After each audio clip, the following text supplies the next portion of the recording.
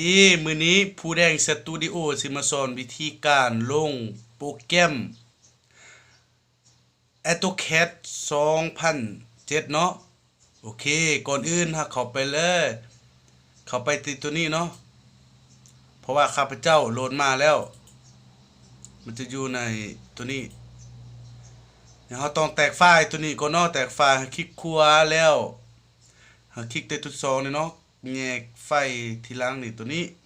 แล้วมันจะออกมาเป็นตัวนี้เมื่อออกตัวนี้แล้วเราต้องเข้าไปเลยเข้าแล้วเราต้องเข้าตัวลุ่มสุดนี่เข้าไปเลยเนาะโอเคเข้าไปเลยคลิกขวาใส่ตัวนี้แล้วเข้าrun all this no cell นี่ประมาณนี้เนาะคลิกไปเลยเมื่อคลิกนี้มันจะออกหน้าตาแบบนี้เราต้องคลิก yes ไปเลยเมื่อคลิก yes แล้วมันจะออกหน้าตาแบบนี้เนาะออกหน้าตาแบบนี้เราถ่าก่อนเนาะอันตัวที่ทำอิฐนี่เนาะตัวนี้นี่ install ตัวนี้นี่ document นี่อันนี้นี่ support นี่เนาะแต่ว่าเข้าตัวทำอิฐนี่เนาะตัวนี้นี่ start order is nonsense นี่ตัวนี้ทิกเลยไปตัวอันตัวสีแดงนี่เนาะเข้าไปเลยเมื่อคลิกเนี่ยนี่ตัวหน้าตัวนั้นแล้วมันจะออกหน้าต่างแบบนี้เนาะออกไปตัวนี้แล้วเราต้องคลิกไปinstall นี่เนาะคลิกไปเลยตัวนี้เนาะคลิกไปคลิกแล้วมันจะออกหน้าต่างแบบนี้เราต้องคลิกไปโอเคไปเลยเมื่อคลิกไปโอเคแล้วมันจะขึ้นหน้าต่างแบบนี้เนาะลูกศรตัวนี้นี่นะตัวจำเนี่ยมันเต็มขีดนี่เนาะเมื่อจำขีดแล้วมันจะออกหน้าต่างใหม่เนาะโอเคนี่เนาะนี่มันออกหน้าต่างแบบนี้แล้วเมื่อออกหน้าต่างแบบนี้แล้วเราต้องอ่านตัวนี้หรือว่าบ่อ่านก็ได้เนาะแต่ข้าพเจ้าสิอ่านหน่อยนึงเนาะตัวได้ข้าพเจ้าอ่านเป็นหรือสิอ่านว่าซั่นwelcome to the AutoCAD 2007 Instruction Works Investment แปลว่าติดตามไปเลยคลิกไป next ไปเลยเมื่อ next แล้วตัวนี้เนาะตัวนี้ next เมื่อ next แล้วเราต้องถ้าว่าตู้ลุ่มนี่เนาะมันจับบ่ได้เนาะตัวลุ่มไอรับสารนี่แหละประมาณนี้แต่ตัวเทิงเนาะต้องคลิกไปตัวเทิงนี้คลิกแต่ตัวนี้แล้วมันจะออกหน้าต่างแบบนี้แล้วเราต้องคลิกไปnext อีกเลยโอเค next แล้วมันจะตัวนี้นี่เราต้องใส่เบอร์โทรเนาะให้เบอร์โทรจริงหรือว่าเบอร์โทรตัวแท้นะถ้าว่าใส่ตู้มันบ่ได้ใส่ปัจจุบันมันจะบ่ได้เนาะเราต้องใส่เบอร์ตัวเองก่อนเนาะใส่ไปเลย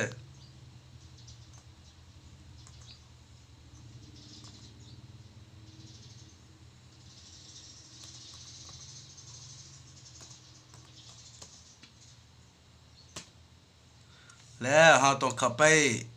นี่เนาะ next ไปเลยเมื่อทานใส่เบอร์แล้ว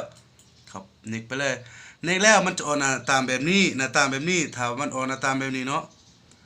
เราต้องบ่ต้องอยู่เทิงนี่เนาะตัวfirst name นี่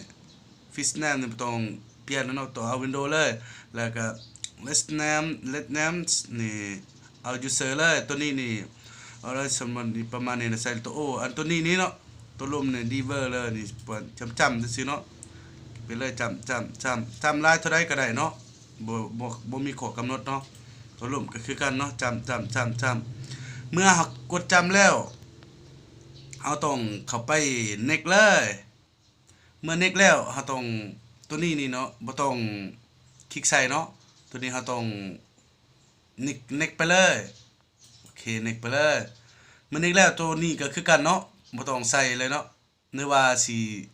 คลิกใส่ก็ได้เนาะสิตัวลุ่มหรือตัวเทิงก็ได้แต่ว่าข้าพเจ้าบ่คลิกเนาะโอเคเมื่อเขา next เลยตัวนี้เนี่ยเราต้องไว้ที่2มันเนาะหรือว่าสิใส่2ดีบ่หรือ2 4เนาะแต่ข้าพเจ้าสิบ่เปลี่ยนแปลงเลยเนาะเอาตัวนี้เลย next ใส่เมื่อ next ใส่แล้วมันจะขึ้นหน้าต่างแบบนี้เราต้อง next ไปต่อไปเนาะ next ไปเลย next ต่อไปแล้วตัวนี้เนี่ย are you ready to begin installation อันนี้เขาว่าติดตามไปเลยเนาะติดตามไปเลยโอเคติดตามไป next เลยเมื่อ next แล้วตัวนี้เนาะมันจะขึ้นตัวจำนี่เนาะขึ้นจำนี่เนาะมันจะขึ้นหดเต็มตัวนี้เนาะ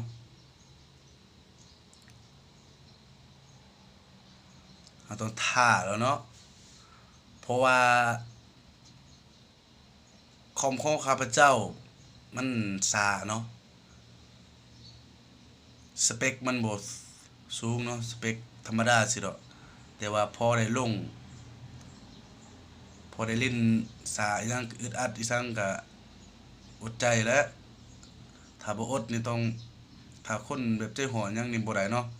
เพราะว่าของข้าพเจ้ามันคอมแบบธรรมดาซื่อ ขนมขนมว่าซั่นพอได้ลิ้นไปลิ้นมาซั่นแหละโอเคมันจะขึ้นหน้าตามแบบนี้เนาะตัวนี้มันขึ้นแล้วมันจะกู้ข้อมูลเนาะข้อมูลอ่าแต่ละคำสั่งหรือว่าแต่ละปลักอินอีหยังนี่มันจะเข้าไปได้ AutoCAD นี่เนาะ AutoCAD 2007เนี่ยมันจะเข้ากู้ไปอยู่หั่นแล้วมันจะกู้เนาะมันจะดึงโดนแบบนี้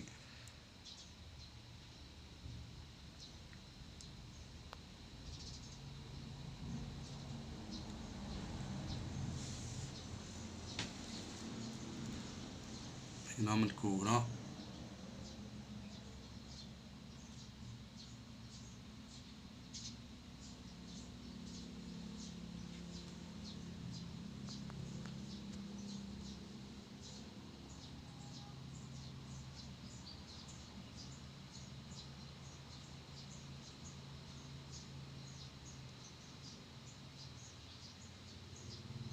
โอเคนะใกล้จะสำเร็จแล้วเนาะถ้าสำเร็จหน้าตัวนี้มันจะสำเร็จเลยเนาะโอเคมันกำลังกู้ข้อมูลมันจะกู้คำสอนคำสั่งข้อมูลอีกอย่างนี่แหละมันจะกู้ไป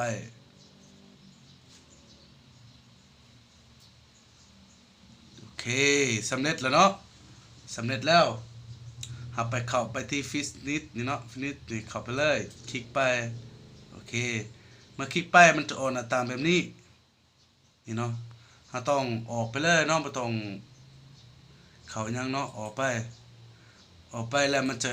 เนี่ยมันออกแล้วเนาะตัวเฮาอันนี้เนาะแต่ว่าบ่พาวคลิกใส่เนาะเฮาต้องแคร็กมันก่อนเนาะถ้าบ่แคร็กมันจะไม่กำหมดอะไรอันนั้นกำอายุเนาะเว้าผิดมันจะอะแน่นอนนึงเนาะโอเคเฮาเข้าไปตัวเก่าเนาะเข้าไปเลยตัวนี้นี่เฮาไปเข้าไปที่ตัวที่2ในแคร็กนี่เนาะเข้าคลิกไปเลยคลิกใส่แล้วเฮาต้องก๊อปตัวนี้เนาะก๊อปตัวนี้แล้ววางใส่ตัวลิงก์เมื่อกี้นี่เนาะก๊อปไปเลยโอเคก๊อปไปนี่ตัวนี้เนาะก๊อปไปก๊อปไปแล้วเราต้องออกนั่นออกแต่หน้าตัวนี้เนาะออกไปเลย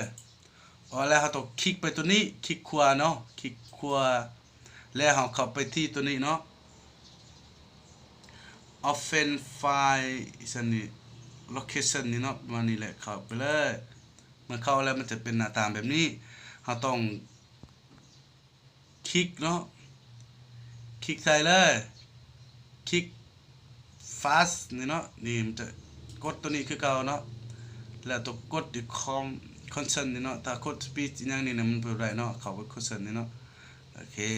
นี่เนาะมันจะได้หน้าตาแบบนี้โอเค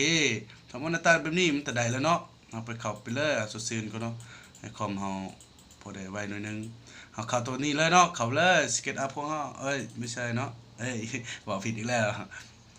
บ่แม่นเนาะเข้าไปที่ AutoCAD 2007เฮาเนาะโอเคเข้าเลยเมื่อเข้าหน้าตาแบบนี้มันจะขึ้นหน้าตาแบบนี้เนาะขึ้นแบบนี้เราต้องเข้าไปตัวนี้นี่ 3D หรือว่า 2D อีนั่นใส่ 3D modeling เนี่ยโดย AutoCAD Software เราต้องเข้าไปnon south my this again นี่เนาะเขาคลิกไปเลยอย่างนี้คลิกไปแล้วเราโอเคถ้าคลิกโอเคแล้วมันจะออกหน้าตาแบบนี้นี่เนาะมันจะเข้าแล้วหน้าที่มันจะเข้าหน้าแล้วคอมเฮาเลยเนาะมันจะเข้าในอ่าสเก็ตเอ้ยAutoCAD เฮา2007นี่เฮาต้องเข้าไปตัวนี้เนาะ yes เมื่อเขาบอกให้ yes เฮาต้องบ่ต้อง yes เนาะเฮาต้องเอา no not so my this again นะเนาะเข้าไปดิโอเคมันจะออกหน้าตาแบบนี้เลยเนาะนี่เนาะมันจะขึ้นหน้านี่เนาะมันได้เลยเนาะเด้แต่ว่าข้าพเจ้าบ่เคยเล่นเนาะแต่สอนซื่อๆแต่ตัวนี้เฮาต้องเข้าไปตัวเปลี่ยนก็ได้เนาะเอาตัว AutoCAD Cosmetic นี่เนาะนี่ตัวนี้เนาะ มันจะออกตัวนี้เอาตัวคลิกไปนี่คลิกคูณใส่คลิกใส่ตัวนี้เนาะมันจะแม่นหน้าดิดาคอมของข้าพเจ้าเลยเนาะนี่เนาะแต่ข้าพเจ้าบ่เคยเล่นเนาะอ่าข้าพเจ้าสิสอนติดตั้งซื่อๆมื้อ